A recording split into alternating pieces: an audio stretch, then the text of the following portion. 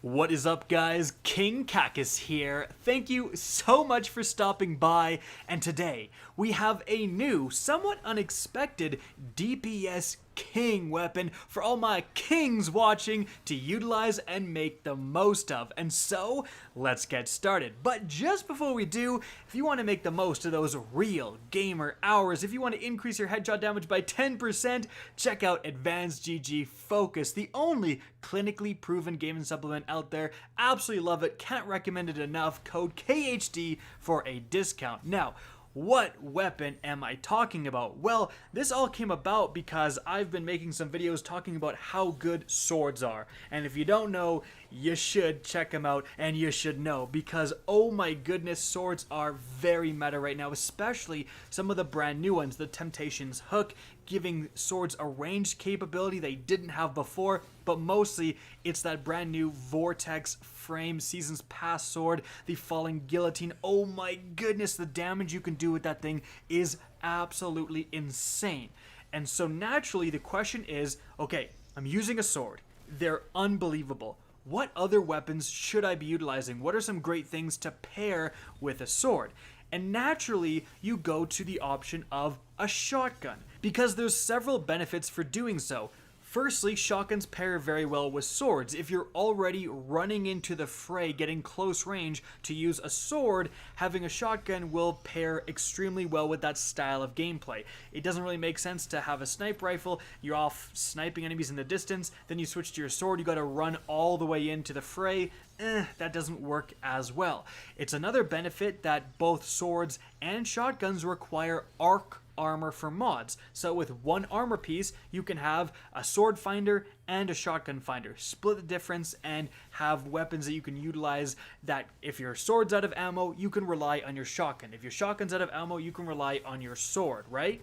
So, what are some of the best shotguns you can use? Well, traditionally, the rapid fire frame archetype has been very good, like the Perfect Paradox, but only this season, one archetype got a huge buff, and that is the Slug Shotguns. As you can see, they increase the damage by 30% in PvE. So against all enemies, red bars to bosses, slugs are doing 30% more damage. I did do a video before this season saying, hey, you should probably farm these because they're getting a lot better.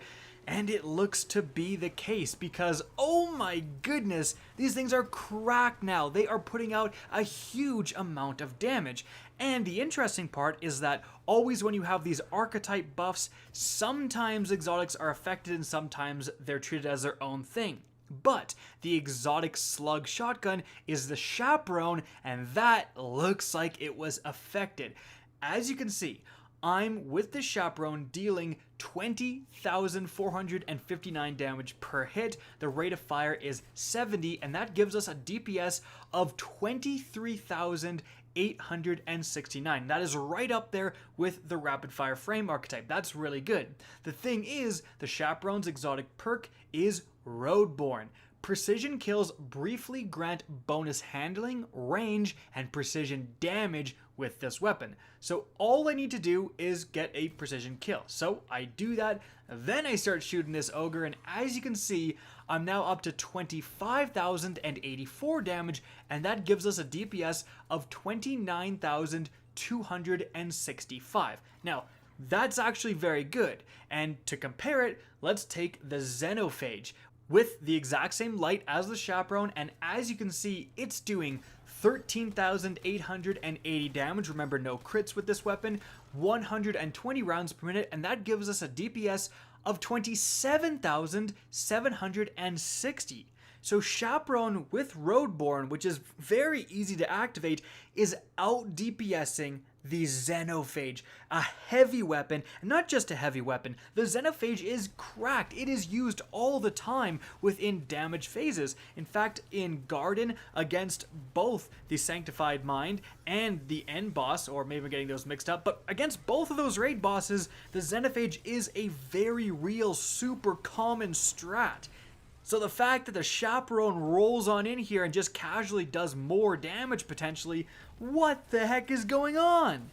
But the good news is that it's not just the Chaperone. If we switch here to a legendary Slug Shotgun, the Blasphemer right here, as you can see, it is a different light, so take this with a grain of salt, but it has Swashbuckler, and if I activate Swashbuckler, I'm dealing 27,000 damage to the head, and that is a 32,235 damage per second. That is amazing, and it shows again that the legendary Slug Shotguns are keeping up with the Chaperone.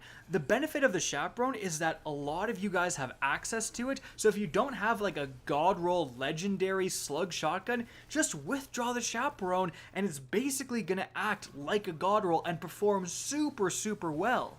And you can see that in the background gameplay. This thing chunks powerful enemies. Like, it mows through champions even, especially if you take the time to simply get one precision kill on a random enemy beforehand. Like, it is a pretty substantial amount of damage. Now, of course, there's a little bit more skill involved to using a Slug Shotgun because you do really have to get those precision shots. A normal shotgun isn't that intense, but when you do, oh my goodness, you're rewarded. You're also rewarded by the fact that the base range for Slug Shotguns is quite a bit better. You can use them from not quite medium range, but not quite not medium range, and really still be killing enemies and inflicting a ton of damage, which helps with the sword a bit. You still want a shotgun, you still want to be close range, but sometimes you need to put a little bit of distance, and a Slug Shotgun can really benefit from those type of ranges. And remember guys, I'm not trying to get you to replace your sword with the Chaperone. I'm trying to get you to use it alongside one another. You don't have to take off your sword. You don't have to forego using your sword for DPS. The sword is still the DPS absolute top of the heap right now, but having something that is also just a DPS king right behind it in your back pocket in case you run out of ammo, that is so beneficial.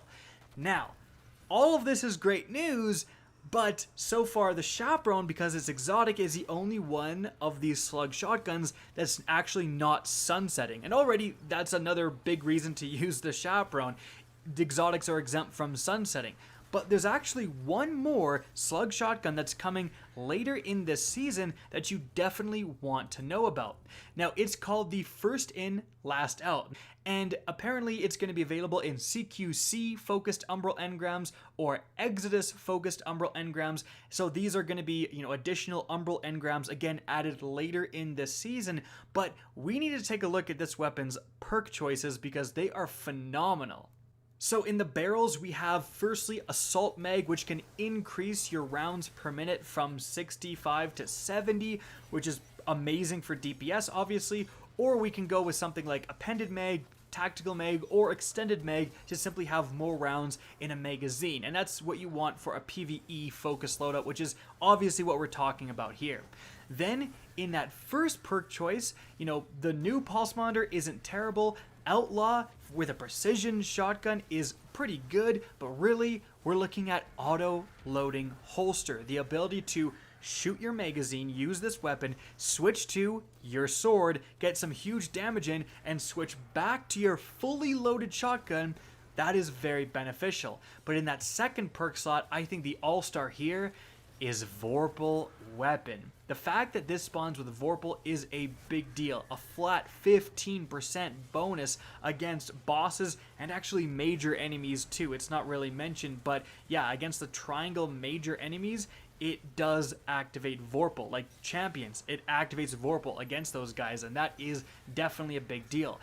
We have some great fallback plans here too. Surrounded is going to be great with this type of shotgun, giving you more damage when there's lots of enemies nearby. And Demolitionist, giving you back grenade energy and being able to throw your grenade and instantly refill the magazine, especially if you have like an extended mag perk. That could be really good too. So that is really a weapon you want to be grinding this season when it's available, to have a viable legendary Slug Shotgun that won't be sunsetting coming with the fall expansion. And I know I've been harping on about DPS this whole video, and that is very important. It shows how powerful these weapons are.